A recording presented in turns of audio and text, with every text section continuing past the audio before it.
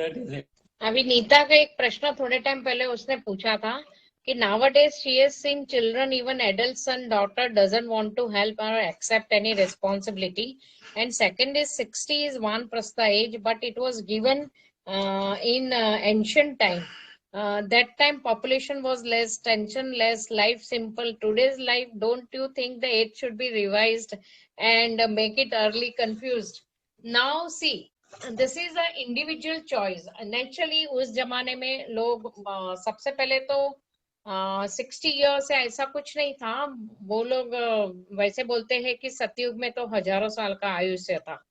तो और त्रेता युग में, द्वापर युग में 200-300 साल का आयुष्य था. कृष्ण भगवान ने भी काफी यंग एज में बोले शरीर छोड़ा, तभी वो 125 साल के थे. तो 125 साल भी यंग या मिडिल एज गनी गई, तो नेचुरली 250-300 साल तो वो लोग जीते होंगे. अभी आज के युग में हमारी एवरेज एज, अभी मेडिकल साइंस उसका एवरेज एज 70 पकड़ रहा है कि आज के युग में 70 तक तो इंसान जी लेता है. बहुत कम लोग इसके पहले जाते हैं, ज्यादा करके पॉपुलेशन ये है.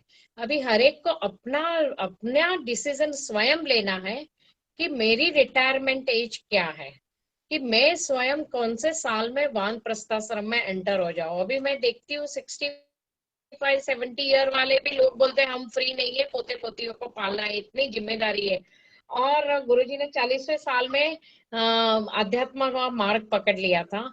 हम लोग ने तो यंग एज में ही साधना शुरू कर दी थी. शादी के 3 साल के बाद ही हम लोग पूरा डेडिकेट हो गए थे कि बिजनेस पैरेलल चलता रहे. हम महीने में 10-15 दिन या कभी कभी 15 दिन या 10 दिन भी क्लिनिक अटेंड करते थे कि जितना जरूरी है इतना पैसा हमें मिल रहा है, चलो हम आश्रम में भागते हैं. तो ये एक इंडिविजुअल चॉइस है.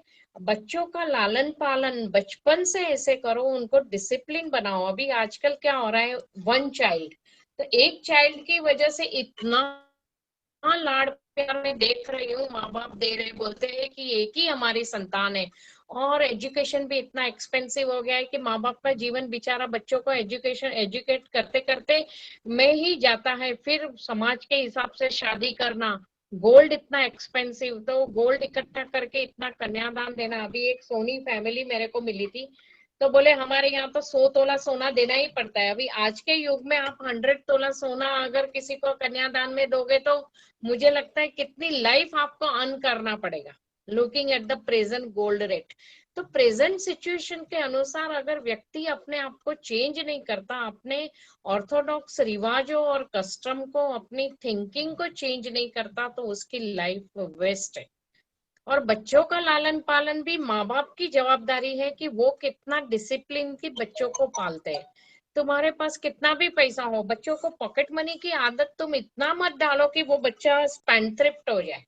उसको एहसास कराओ, ऑन एंड लर्न का कंसेप्ट कराओ. उसको भी वो समझाओ कि कितनी मेहनत से पैसे कमाए जाते हैं और इतनी ही पॉकेट मनी मिलेगी एट दिस एज.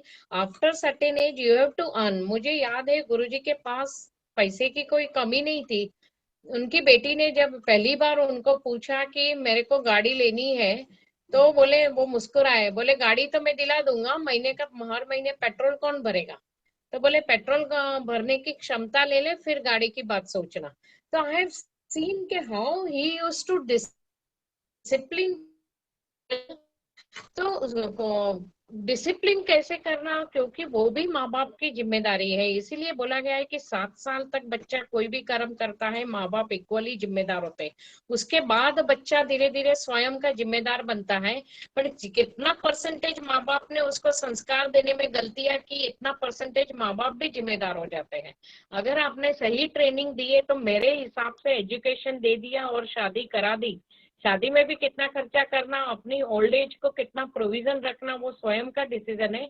उसके बाद व्यक्ति रिटायरमेंट और स्वयं की फुल फ्लेज आध्यात्मिक साधना के बारे में सोच सकता है. तो ये तो इंडिविजुअल डिसीजन है, कोई यूनिवर्सल लॉ नहीं है कि मुझे कौन से एज में रिटायर होना है.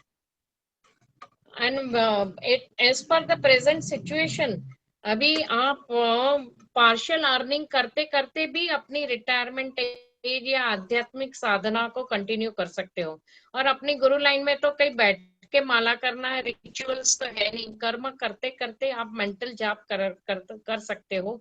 और जीवन का प्रत्येक वीक में थोड़ा समय सेल्फलेस सर्विस में बिताओ। अभी तो लॉकडाउन चल रहा है, जब गुरुस्थान खुल जाए तो स्थान पे जाके सेवा करो, तो भी आपके आध्यात्मिक प्रोग्रेस होता रहेगा और लाइफ काफी बैलेंस हो जाएगी। Anything else anybody wants to say, और otherwise we will wind up. कोई प्रश्न, कोई रिएक्शन, कुछ तो होना चाहिए। गुरु में पेट इतना भर जाता है ना कि कुछ बोलने के लिए बचता ही नहीं है। जो स्पीचलेस हो जाते हैं, speechless. I want to ask something. कौन है? प्रतिमा क्या? Hello, Pratima. हाँ, बोलो बोलो। How do you know you are following the right guru? सबसे पहले तो you can not, you can say identify with your gross parameter Guru, because सब हमारी एक लिमिटेशन होती है। हम लिमिटलेस से, हमारे लिमिट पर परसेप्शन से लिमिटलेस पावर को नहीं जज कर सकते। सेकेंडली, गुरु नानक ने कलयुग के बारे में, गुरुओं के बारे में सबसे पहले कहा है, one who is honest living and give something out of it in charity knows the way. In the way कि जो सेल्फलेस सर्विस कर रहा है, आपसे कोई चार्ज नहीं कर रहा है और आपका भला ही सोच रहा है, तो कम से कम वो आपका वेल विशर है। और जब आप इस पाथ पे चलते जाते हो तो गुरु साइंस क्या कहती है, अगर आपकी श्रद्धा गुरु के प्रति सच्ची है, तो आपके गुरु में थोड़े से भी प्लस माइनस भी रहे तो वो ऊपर से गुरु पावर आपको आशीर्वाद दे देती है। अभी उस दिन सुनील भाई ने मेरे को एक वीडियो भेजा था कि उसमें था कि गुरु को स्थित प्रज्ञ होना चाहिए। बिल्कुल सही है, क्योंकि वो गुरु स्वयं उस गुण को नहीं पहुंच सकता, तो वो दूसरों को उसका एहसास कैसे कराएगा। फॉर योर काइंड इंफॉर्मेशन, गुरु जरूरत पड़ने पर, मैंने पहले भी ये बात समझाई थी कि आम आदमी काम क्रोध लोभ मोह अहंकार के इन्फ्लुएंस में रहता है। गुरु काम क्रोध लोभ मोह एनर्जी को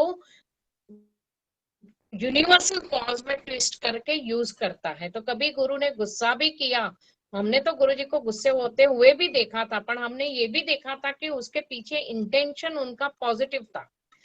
तो आप साथ रह के ही आप समझ सकते हो। और दूसरा, आपकी श्रद्धा मानता सही हो तो आपको गुरु ऊपर की यूनिवर्सल गुरु पावर के भी आशीर्वाद मिलते रहते हैं और आप एडवांसली प्रोग्रेस करते रहते हो। And you will settle down with that Guru only, जो कुदरत ने आपके लिए डिजाइन किया है। अदरवाइज आप कभी भी सेटल नहीं हो पाओगे, कभी भी सेटल नहीं हो पाओगे। जैसे मैंने बोला था, मेरे यहाँ भी हमारे फैमिली के गुरु आए थे, मेरे पिताजी उनको बहुत मानते थे। और मेरे डैडी ने, जब मैं तो बहुत यंग थी तभी, I was hardly 22-23 year old, जब मेरे डैडी ने इंट्रोड्यूस करवाया कि बेटा ये हमारे गुरुजी है, तो मैंने प्रणाम किया, अंदर जाके बोला नहीं, he is not my Guru, my Guru will be different and he will be full of love. मेरे को तो कुछ मालूम ही नहीं था गुरु के बारे में, पर वो अंदर से आया। और जैसे योगानंद जी के साथ मैं सेटल हो गई, और उसके बाद जब मेरे अंदर आया मुझे साक्षात चाहिए, तो गुरु जी के साथ सेटल हो गई। उसके बाद भी I am very fond of meeting different gurus, पर जो मेरे जहन में ये गुरु जी बैठ गए, वो और कोई स्थान नहीं ले पाया। तो मेरे लिए यही गुरु थे। तो ये ऐसा है कि कुदरत ने आपको जिसके साथ कनेक्ट किया और वहां से आपको सेल्फलेस गाइडेंस मिल रहा है, and when you are progressing on the path, gradually आपकी सोल आपको एहसास कराएगी कि whether you are on the right path और रॉन्ग पाथ। कन्विंस और एनी मोर क्वेश्चन? Convince. और आर्ग्यूमेंट होनी चाहिए तो और मंथन होगा।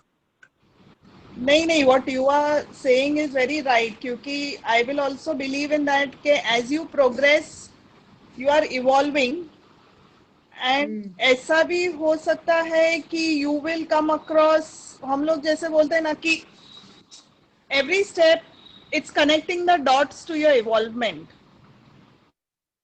So you will begin with someone, but maybe you will finally reach to the right guru. कि directly you may not connect, but are you understanding मैं क्या बोल रही हूँ?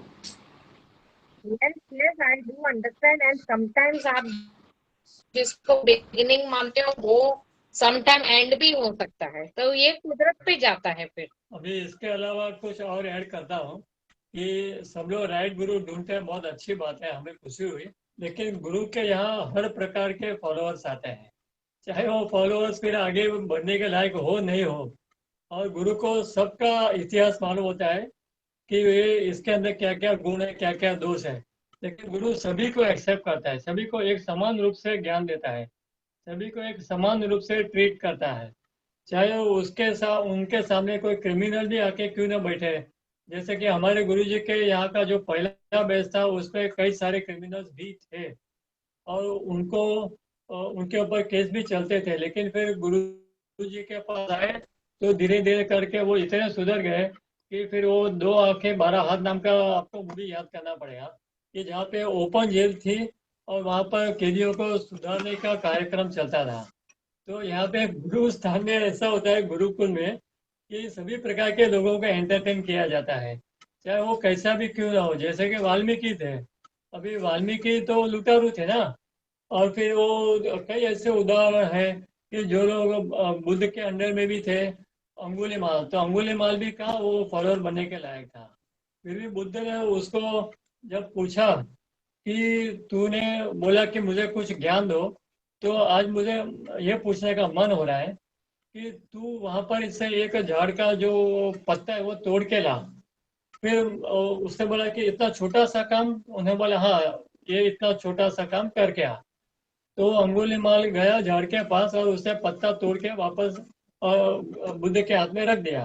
तो बुद्ध ने फिर से वो पत्ता अंगुलीमाल के हाथ में दिया और उसको बोला कि अभी ये पत्ता तू वहां पर जोड़ दे। तो अंगुलीमाल आश्चर्य में पड़ गया कि उसने बोला कि अब पत्ता तोड़ दिया तो तोड़ दिया, वो वापस कैसे जोड़ा जा सकता है, इट इज इम्पॉसिबल। तो बुद्ध हंसे, उन्होंने कहा अभी समझ में आया, तू गले में जो लोगों की उंगलियां काट काट के उसकी माला बना के घूम रहा है और बड़ा गर्व करता है, तो अभी कुछ एहसास हुआ कि तू जो कर गया है उसको वापस तो रिपेयर कर नहीं सकता, तो फिर ऐसा करता क्यों है। तो उसी वक्त उसको रियलाइज हुआ कि वो कितनी बड़ी गलती कर रहा था और बुद्ध के शरण में चला गया। तो बुद्ध ने ऐसी व्यक्ति को भी अपने फॉलोअर के रूप में स्वीकार किया और यहाँ तक कि वो सेवा कर करके बहुत ही आगे भी बढ़ गया। तो गुरु के यहाँ तो हर प्रकार के लोग आएंगे और वो हर व्यक्ति को आगे बढ़ाएंगे बढ़ाएंगे, उनका कार्य ही सबको आगे बढ़ाना है, इवॉल्व करना है।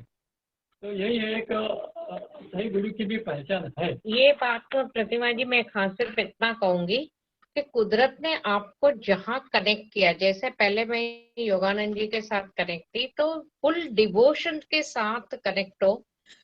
आगे क्या करना है वो कुदरत डिसीजन लेती है, क्योंकि हम पृथ्वी पे किस फॉर्म में आएंगे, क्यों हम आए हैं, क्यों हमारी लेन देन बनी है, हम नहीं जानते, वो कुदरत जानती है। प्रकृति हमारी माँ है, प्रकृति हमारे लिए जो भी डिसीजन लेगी बहुत ही सही डिसीजन लेगी। तो जब तक हमें उस राह पे चलते चलना चाहिए। अगर हमारी लाइफ में बाइफर्केशन है तो है, नहीं है तो नहीं है, फिर वो स्ट्रेट फॉरवर्ड रास्ता ही बन जाता है। जैसे विवेकानंद को परमहंस रामकृष्ण परमहंस की सादगी डाइजेस्ट ही नहीं होती थी, बिकॉज वो इतने इंटेलिजेंट थे कि उनके हिसाब से उनको मान समझ में ही नहीं आता था कि मैं इनके पास कैसे पहुंच गया और ये मेरे गुरु कैसे हो सकते हैं। आप उनकी बायोग्राफी पढ़ो, बहुत वो उनके पास करीब ही was I think he finished his graduation and he reached there and he lived hardly 38 years। So उनको गुरु के साथ साक्षात के साथ रहने का बहुत कम टाइम मिला, पर हर टाइम उनके माइंड में डाउट रहता था कि क्या ये मेरे गुरु है, क्या यही मेरे गुरु है। उनकी एक घटना है कि रामकृष्ण परमहंस को गले का कैंसर था, तो वो बोल नहीं पाते थे और उनका लास्ट टाइम नजदीक आ गया था। सारे इर्द गिर्द सब शिष्य खड़े थे, नरेंद्र भी खड़ा था, तभी वो विवेकानंद नहीं बने थे। तभी उनके मन में फिर से डाउट आया कि ये जो शरीर छोड़ रहे क्या सही यही मेरे गुरु है। तो रामकृष्ण परमहंस को वाचा फूटी, वो बोले नरेंद्र तू कब तक डाउट करेगा, मैं ही तेरा गुरु हूँ। फिर भी उनका शरीर छोड़ने के बाद भी फिर से उनके मन में डाउट आया, फिर वो प्रकट हुए, बोले मैं ही तेरा गुरु हूँ। उसके बाद भी उनकी लाइफ में उनको लगता था कोई प्रोग्रेस मेरा नहीं हो रहा है, मैं इतनी स्ट्रगल कर रहा हूँ, क्या सब मैं अभी गुरु बदल लेता हूँ। ये उनको बायोग्राफी आप पढ़ो, आपको really you will enjoy this. वो नासिक में कोई सिद्ध योगी थे, उनके पास गए और वो काफी इम्प्रेस हुए कि बहुत लाइन लगती है, काफी सिद्धियां है उनके पास, और वो उनके चरणों में शीश नवाया। उन्होंने डिसीजन लिया कि आज से ये मेरे गुरु। तो वो सन्यासी ने उनको प्रेम से हाथ रखा, बोले मैं तेरा गुरु नहीं हूँ, रामकृष्ण तेरा गुरु है। उसके बाद रामकृष्ण परमहंस 21 नाइट्स उनके दरवाजे में खड़े रहे, बोले नरेंद्र कब तक डाउट करेगा, मैं ही तेरा गुरु हूँ। उसके बाद जाके बहुत सारी घटनाएं हुई, उनके गुरु के आशीर्वाद से खेतड़ी के राजा को संतान हुई और उन्होंने स्पॉन्सर किया। और जब उनको शिकागो में वर्ल्ड कॉन्फ्रेंस हुई और उनको एहसास हुआ कि मेरे गुरु मेरे थ्रू बोले और मैं विवेकानंद बना, तब तक उनके मन में डाउट चलता रहा और उन्होंने ये ओपनली कन्फेस भी किया है। तो ये जनरली क्या होता है, इंसान जितना ज्ञानी ना इतना डाउट ज्यादा। इसीलिए गुरुओं बोलते हैं कि तुम जितना ज्ञान अर्जित करके आओगे ना, इतना हमें मेहनत करनी पड़ेगी। और बहुत कम, देखो अभी मैंने भी बहुत बचपन से पढ़ाई की और कुछ नॉलेज हो सकता है प्रीवियस बर्थ का था, पर जब भी गुरुजी से मीटिंग हुई, गुरुजी बहुत ही सिंपल थे, इतने सिंपल कि उस हिसाब से तो मेरे पहले वाले गुरुओं के यहाँ बोलो तो हिंदू जैन वगैरह times of India group mother, मतलब इतनी इलाइट क्राउड थी उस हिसाब से। गुरुजी के पास तो बिल्कुल वो क्राउड उस लेवल की क्राउड नहीं थी, पर मेरी जो सोल टू सोल कनेक्शन उनके साथ हुई, इट वाज अनइमेजिनेबल, मतलब it was like wonderful thing. तो जनरली लोग क्या करते हैं, कभी कभी कोई लोग गुरु की प्रतिष्ठा को देखते हैं, उसके नेम फेम को देखते हैं, कभी कभी नंबर ऑफ संगत काउंट करते हैं, कभी कभी बहुत सारे अलग अलग पैरामीटर्स लोगों के होते हैं। वो पैरामीटर में अगर फिटिंग नहीं होता है तो वो सही गुरु के पास पहुंचने के बाद भी भ्रमित हो जाते हैं।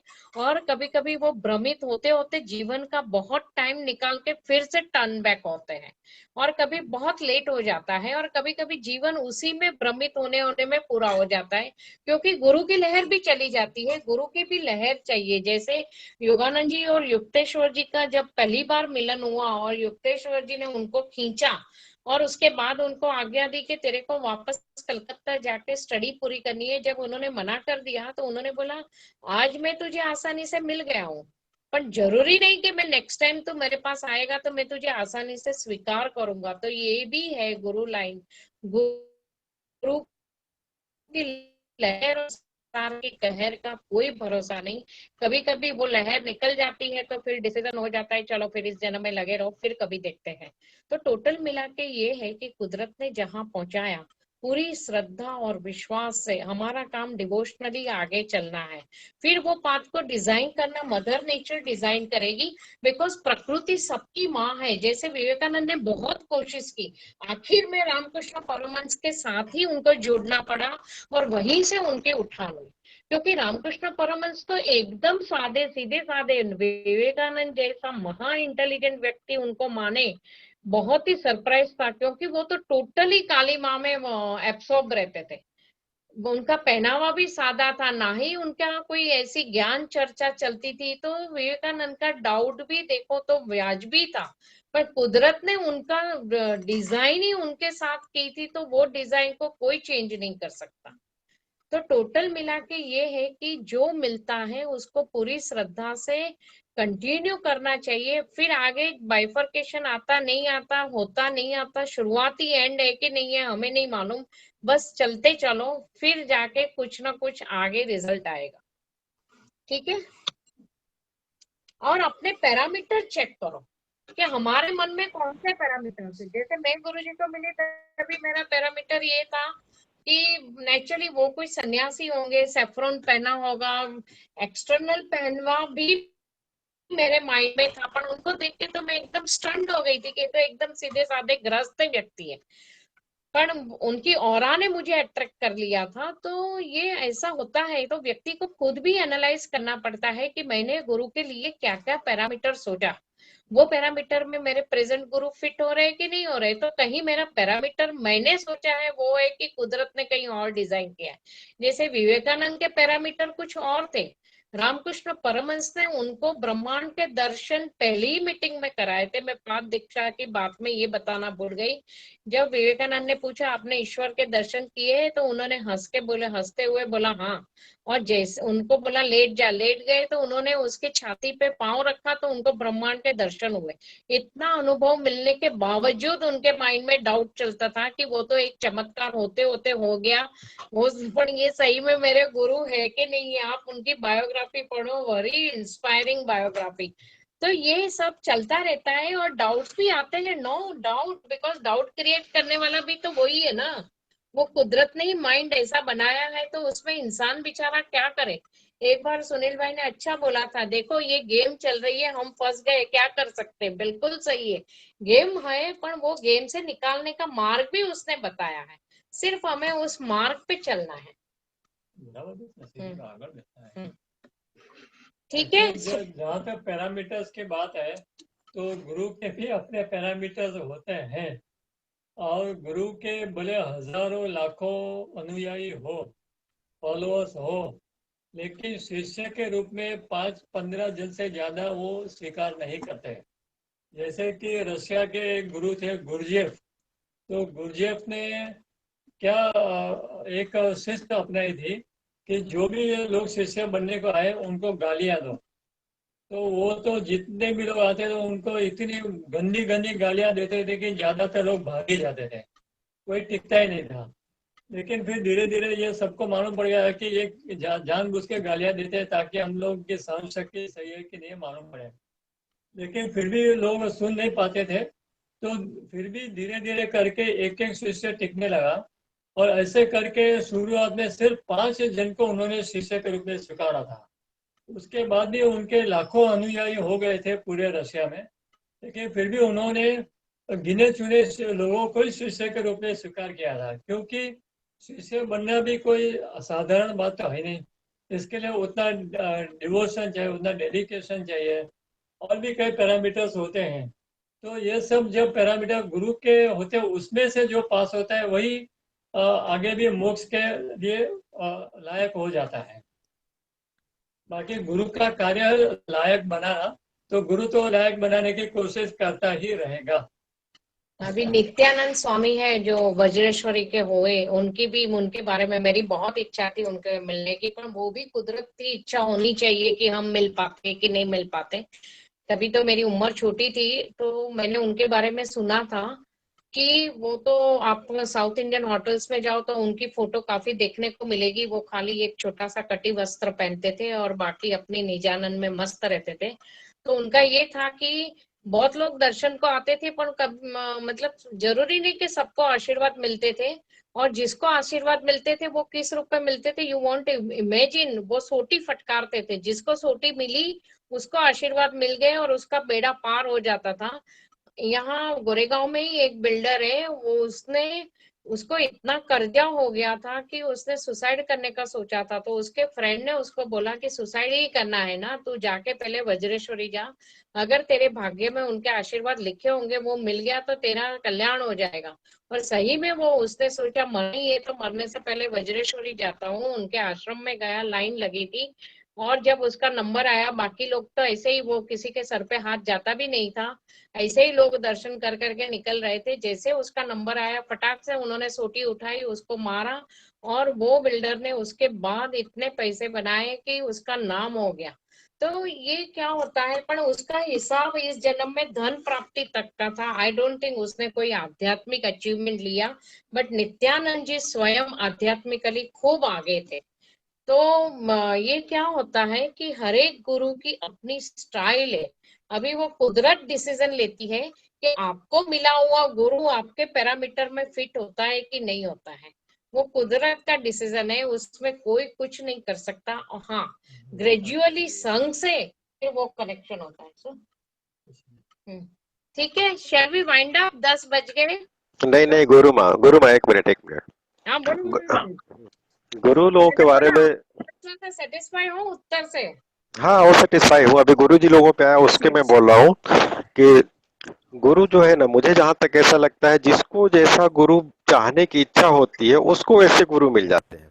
मतलब जिसको ज्ञान की जरूरत होती है उसको ज्ञानी गुरु मिलते हैं, जिसको पैसे की जरूरत होती है वो पैसे दिलाने वाले गुरु मिलते हैं, जिसको नेता बनने का होता है उसको। सर ऑलवेज तो एग्जाम्पल दिया था, सत्ता की चाहते तो आपको उसके पीछे भागोगे, पैसे की चाहते तो जो आपको पैसे बनाने का सिखाएगा उसके पीछे भागोगे, आध्यात्मिक चाहते तो फिर कुदरत आपको आत्मिक गुरु से मिलाएगी।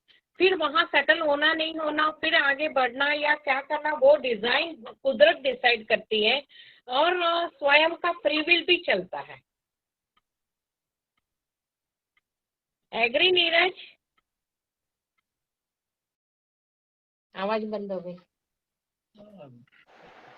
Hello, 100% agree, 100% agree.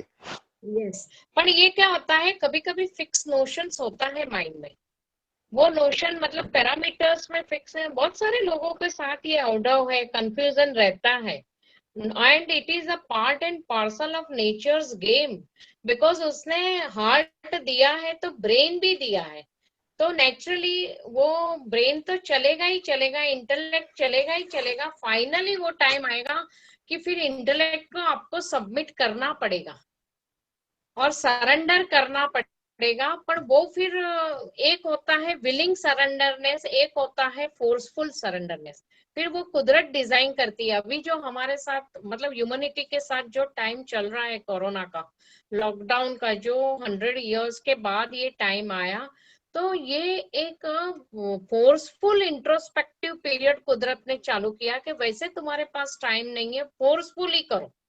तो ये एक सेकंड डिग्री का है, इसमें से काफी लोग आध्यात्मिकली आगे जाएंगे, पर वो सेकंड डिग्री का सरेंडरनेस हो जाएगा।